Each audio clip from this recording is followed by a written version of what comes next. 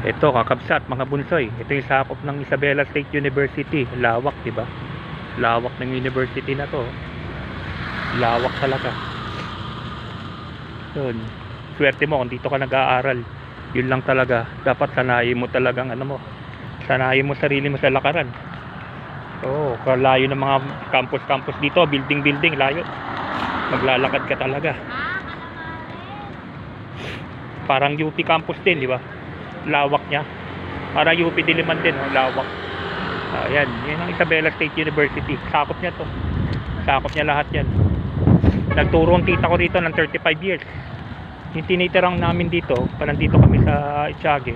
Kapatid ng mama ko, professor dito yun, 35 years. 35 years na nagturo dito. Yan ang lawak. Sakop lahat ng Isabela State University yan. Isang araw, papasukin natin ulit yan. Lawak, diba kakapsat mga bunsoy? Isabela State University. Yeah, itong Isabela State University.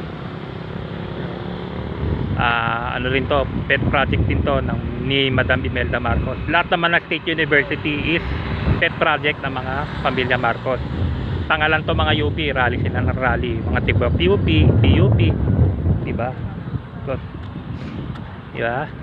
Di nila alam, yung pinag-aaralan nila, gawa mismo ng kinakalaban nila, diba? Kung walang pamilya Marcos, meron bang UP, meron bang PUP, wala naman eh, diba? Kaya tanga lang to mga nagrarally mga estudyante sa UP saka sa PUP, diba? Against pamilya Marcos.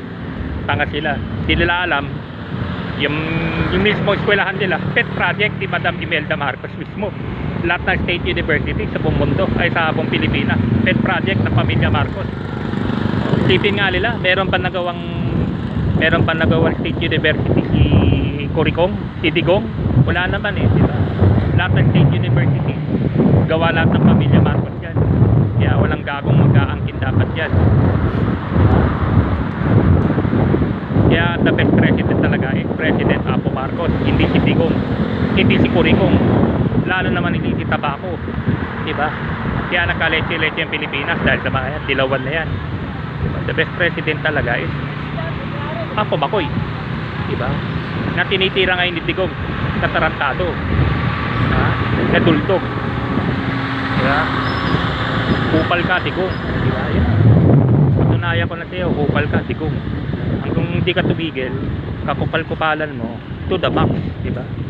Marami nang galit sa'yo ngayon talaga, pati kay Aimee Marcos, diba? Kaya Aimee Marcos, kay Sara Duterte, mga Dilawan, Trillanes, tanginan ninyo lahat, diba?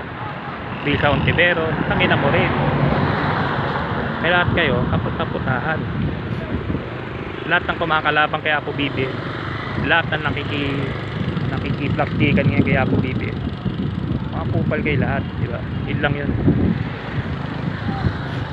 Yan, yun ang Isabela State University. Pet project to ng pamilya Marcos, ha. Yan, hindi to pet project ng Curicong, hindi to pet project ni Digong, hindi to pet project ni Gloria, hindi to pet project ni Erap, hindi to pet project ni Ramos. Yan, pet project to ng pamilya Marcos talaga. Lawak, oh, hanggang dun yan. Okay, kakapsat mga bunsoy, pinakita ko lang, upload videos lang. Bye bye, ingat at God bless inyo lahat. Bye bye, salamat.